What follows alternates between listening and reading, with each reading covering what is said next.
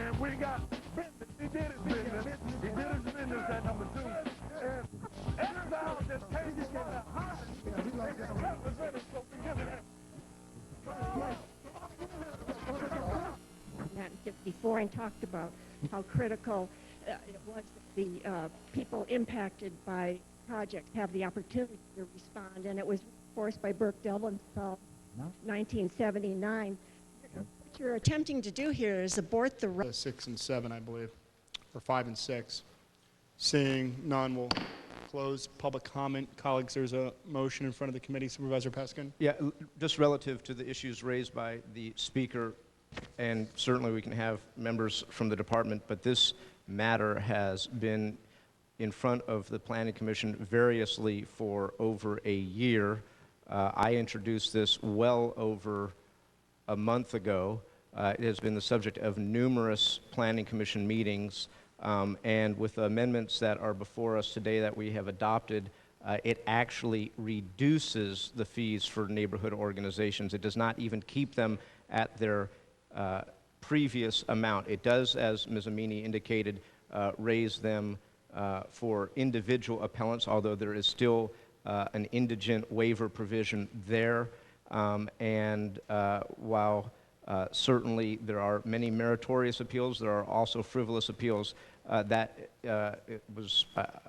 in no way want to say that all appeals are frivolous. I don't believe that by any stretch of the imagination. And finally, there is an unprecedented provision here that when an appellant prevails, that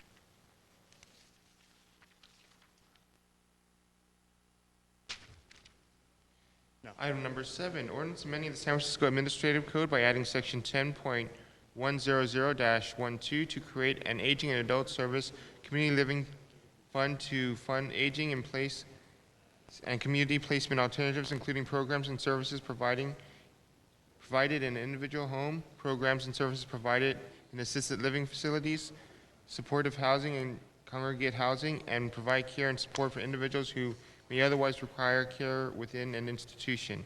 Item number 8, minimum compensation ordinance, ordinance amending the San Francisco Administrative Code to amend the minimum compensation ordinance by making both substantive and clarifying changes with respect to the obligation imposed on contractors, notification, investigation, auditing, inspection, enforcement, and settlement procedures, the withholding of contract payment provisions related to waivers, certain definitions, including the definition of covered employees, an increase in the hourly wage rate for all employees, the assessment of liquidated damages, and the process for determination whenever a contractor has violated the ordinance and for administrative appeal of such determinations.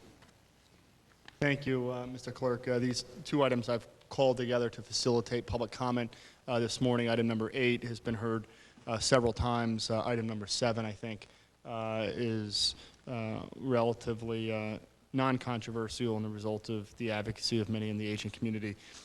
These two items, I see them as related, although they are separate subject matter. Any member of the public who wishes to comment on either item number 7 or item number 8 will have the opportunity to do so now. I'm going to limit public testimony to 2 minutes, as item number 8 has been heard before, and item number 7, again, I think is not controversial. I do have speaker cards. If you hear your card, your name read, if you hear your card read, you can come up to speak in the middle microphone, line up in the middle if you are able.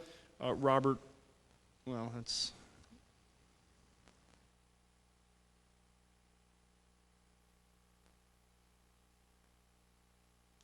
Robert Jones, Jane Coffey, Ian Harper, Maria Guillen. If you're here to speak about the Asian Art Museum, I'm noticing that some of these cards are about the Asian Art Museum.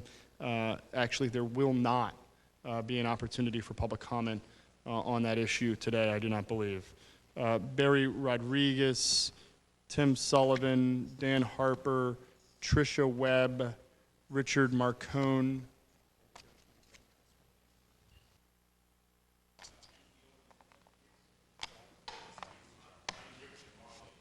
If you... Supervisor Duffy? I apologize, but before you begin your testimony, I wanted to represent. I am a co-sponsor of Supervisor Michaela Alioto-Pierre's legislation to create a community living fund, and I think this is a great opportunity for San Francisco to be in the lead to continue productive lives for individuals to live independently in the community, and that this fund will prioritize services when other funds are not available, and that we recognize that older adults and younger adults with disabilities are too often placed in institutional care, and that this is a great collaborative, and I know that a number of different nonprofit organizations and city departments have worked together to create a full comprehensive care plan, and I think this is a great advance, and I just want to acknowledge Michaela for authoring this legislation, and I am aware, Mr. Chairman, that I'll wait until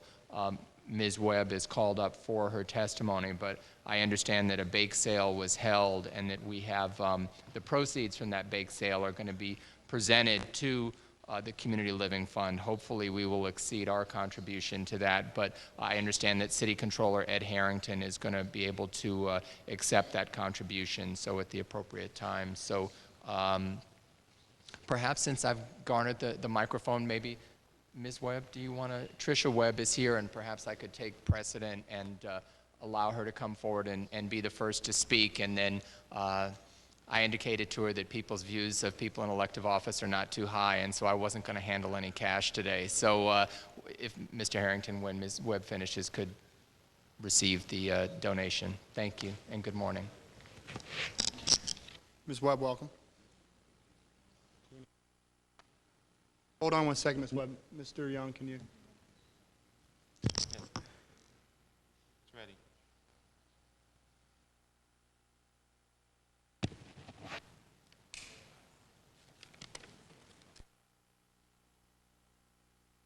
Supervisor Duffy. Thank you, Mr. Chairman. We can proceed with the remainder of public comments. And make sure Mr. Harrington gets that check, Supervisor. If you heard your name called and you're here to talk about the MCO or the Community Living Trust Fund, now's your opportunity. Janice Adams, Patrick Monette Shaw,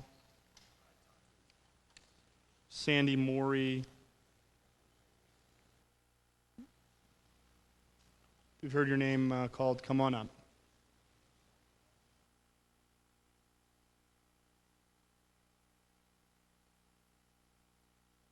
It's Janice Adams, and I live in the Sunset District, and I take care of my client every day, and there is no on and off with this. It has to be every day. We don't have vacation money. We don't get paid for it. We don't have a good pension or any of this, and it's just not fair because we do a lot to keep these people from going to nursing homes and not being able to live at home where they should be. And this way, when we get if we get the pay raise, it helps a heck of a lot with all the living costs and everything right here in San Francisco. And I like it, but I hope that you do pass this in because we do need it desperately with the cost of living going up, the medicine, the hospital cares, and everything. You just darn well can't afford to live without it. So I thank you very much for this opportunity to speak to you very much. Thank you very much, ma'am. Next speaker, please.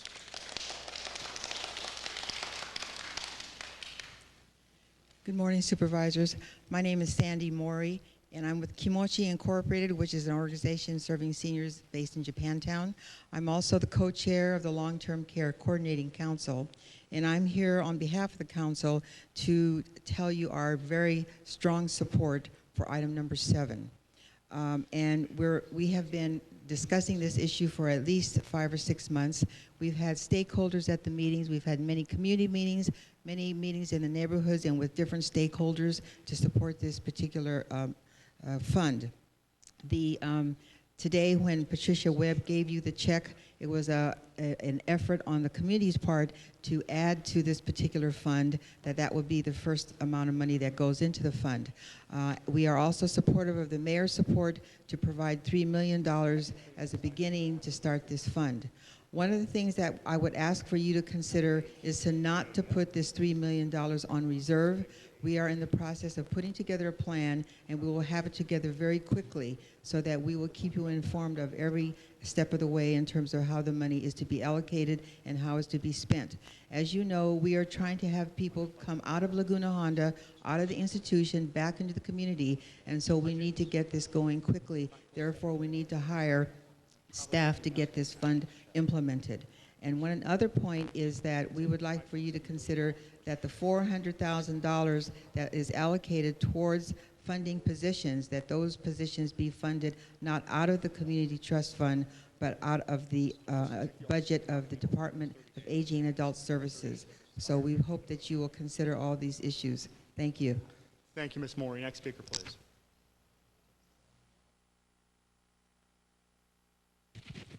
Good morning, supervisors. While we all support expanding healthcare options in community-based settings, there are a number of serious flaws with this legislation being ramrodded to the Board of Supes without adequate public hearings. Controller Ed Harrington's May 2005 report, Where Do We Go From Here?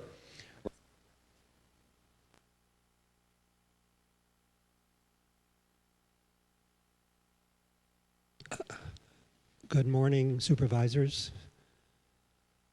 My name is Benson Nadell, and I am the director of the Long-Term Care Ombudsman Program in San Francisco. I'm also involved with the HAT efforts, as well as a member of the Long-Term Care Coordinator Center, and we appreciate your support of the Community Living Fund. It is a very positive step toward meeting the needs of... Thank you very much. Next speaker, please. Supervisors, I'm Alice Rogoff from the San Francisco Living Wage Coalition, and I'm here to speak about number 8, the minimum compensation ordinance.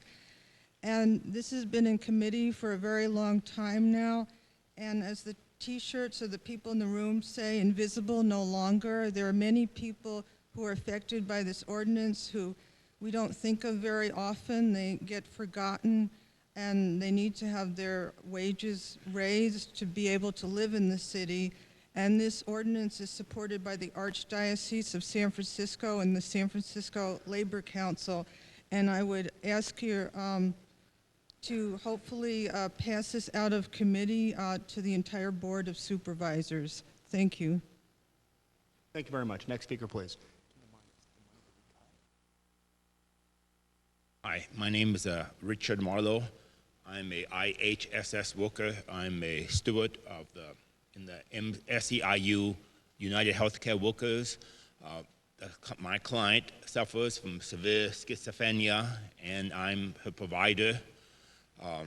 I'm also the support for my family. I have children.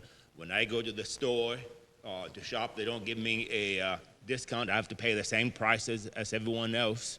When I go talk to my landlord, I have to pay the same rent as everyone else. There's 14,000 members of IHSS workers throughout the city. All of us need a livable wage. We each have our dependents. I urge you to vote for this measure because we need one wage, livable wage in San Francisco, and not a high and a low one for everybody. Thank you very much, sir. Does any other member of the public wish to comment on items number 7 or 8 on today's calendar? This is the Aging and Adult Services Community Living Fund legislation and the enhancement to the minimum compensation ordinance. Any other member of the public wish to speak? Seeing none, we'll close public comment. Colleagues, let's take these one at a time. On item number 7, is there any discussion? This is your opportunity. Supervisor Peskin. Mr. Chairman, I thought that on item number 7, we might consider making an amendment that would limit the percentage that could be utilized for staff costs. And I mean, I think that's a good idea. Do we want to have a presentation, or the sponsor is not able to attend? Does the department want to? One of the white elephants in the room for a few months. I think that realistically, in terms of the cuts we've been making while the committee has been aggressive and we do have, well, why don't we do this? Mr. Harrington and Mrs. Muda, why don't you give a status report and an update where the committee is at in terms of some of the reductions and reappropriations the committee has made to date, and then let's talk about item number 8 a little bit more. Supervisors, Ed Harrington, Controller. Supervisors, it has been a productive month. We have given you information about additional revenue available, and that was given to you in a revenue letter earlier this month. The total was about $7.5 million. Some of it goes into specific funds, but about $6.3 million is available for the general fund and available for add-backs. You had a discussion with the assessor's office on adding more staff there and being able to draw down some of their backlog, and that provided another $1.7 million or so from property taxes. The mayor's office, as you know, had about a $4 million contingency reserve for technical adjustments. There is about $720,000 left in that. So the subtotal on the revenue side, general fund, is about $8.8 million. On the non-general fund, the revenue side is about $1.4 million. During your discussions so far, you have made a variety of cuts in both departments and then in general terms on issues like UASI funding. And to date, those cuts add up to $10.6 million in general fund and $18 million in non-general fund that you'll be discussing. More of those today, but at least the total so far is about $19.5 million. You've made a few decisions on add-backs worth about $1.5 million. And you have obviously a number of other add-backs you'd like to make in the next day or so. More like $2 million, Mr. Controller. The workers' comp clinic, we did that. That was $831. Didn't we do the workers' comp? We have not done the we have workers' not done comp it. clinic, Okay. Mr. President. Sorry. The add-backs you've made, according to our list, would be $1,156,000 for the Trauma Recovery Center. Stop. $200,000 for STOP, and $69,000 for historic preservation in the general fund, and $176,000 from the impound account to Public Works. Colleagues, any questions or more discussion on where we're at currently in the budget process? I thought that was $184,000. We'll double check. It was $184,000. And wasn't there also 206? I guess that was to the impound account. That Right. was the lowered 260. I'm sorry? The inbound account was going to have a transfer over at about $260,000. The Department of Environment, you shared some of that yesterday in your discussions.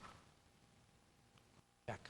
So, colleagues, I would think that we have two ways of proceeding on item number 8. We can act now based on the information, and I can talk about colleagues, the consolidated list of requests, which include funding for this item if you want, but I believe shared the comprehensive list with all of your office's colleagues. So we can take an up-down vote on item number 8 at this point, or we could choose to carry the vote later into the day when we are making decisions about restorations within the budget. Is there any feelings on ways to proceed? And I'll call the first person who puts their name up on the roster. Supervisor Peskin. Mr. Chairman, I certainly understand the long-held desire for this and salute former Board President Amiano for how far he has brought this legislation. But the reality is the numbers you just heard from the controller at 19 million would not go even to satisfying this for the coming year, much less out years.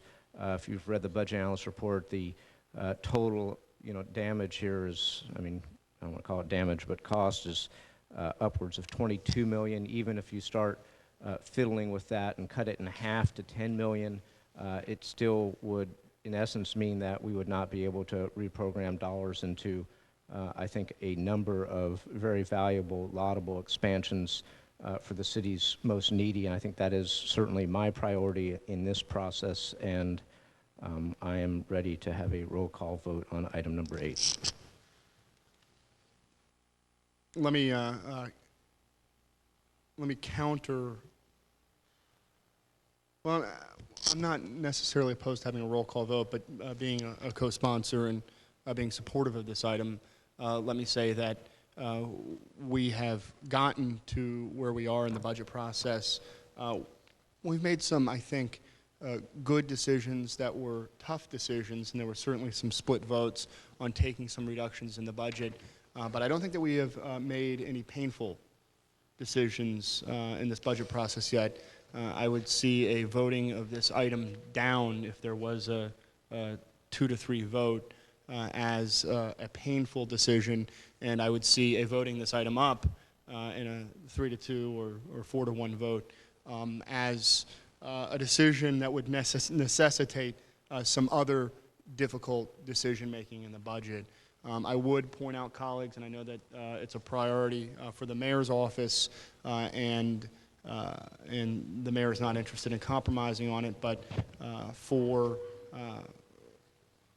the 311 call center, in terms of the general fund contribution over time, we would fund half of this commitment. If we look to rejigger the item in front of us, we could get it to that level. We would have a scenario potentially where we have a vote where we can pick one or one half of the other. There is a capital budget which is big, and I know that perhaps the majority of this committee is not looking to reappropriate one-time capital into ongoing service, but I think that that is a decision which would be difficult, but that this committee could make. I guess that means I'm arguing for keeping the item open in front of us for a bid. With that said, Supervisor Dufty. Thank you, Mr. Chairman, and I agree with both of my previous speaking colleagues on this item.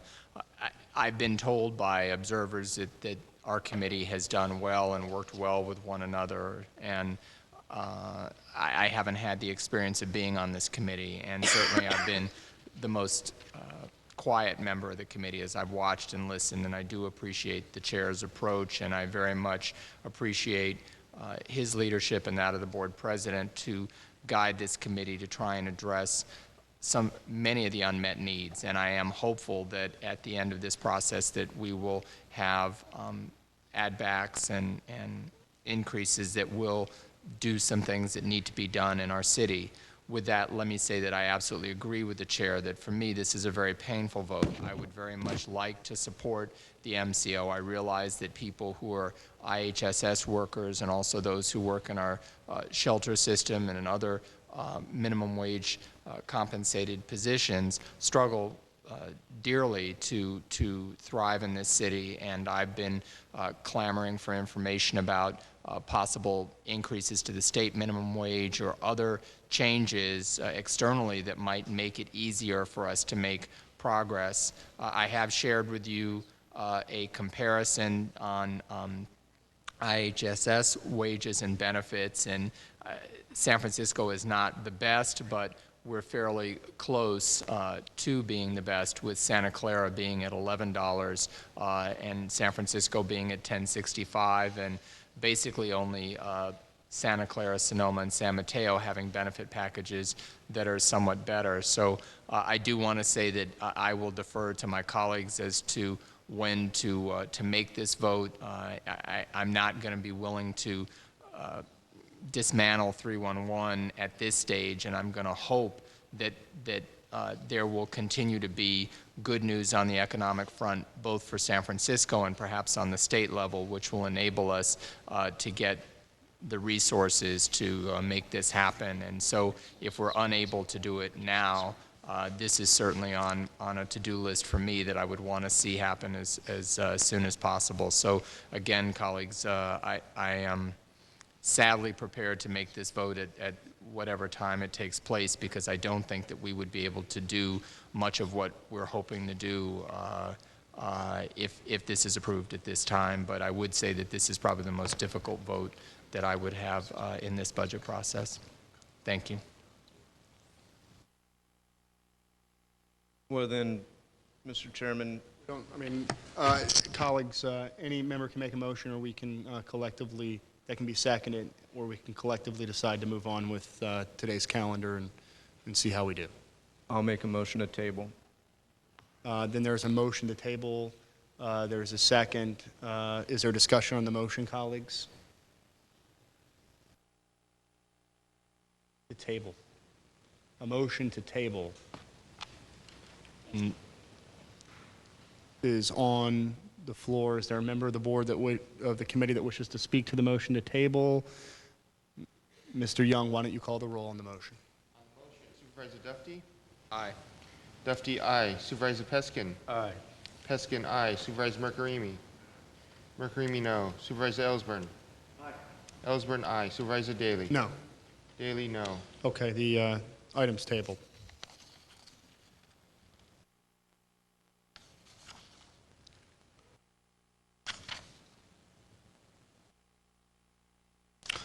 Let's go ahead and hit up some departments.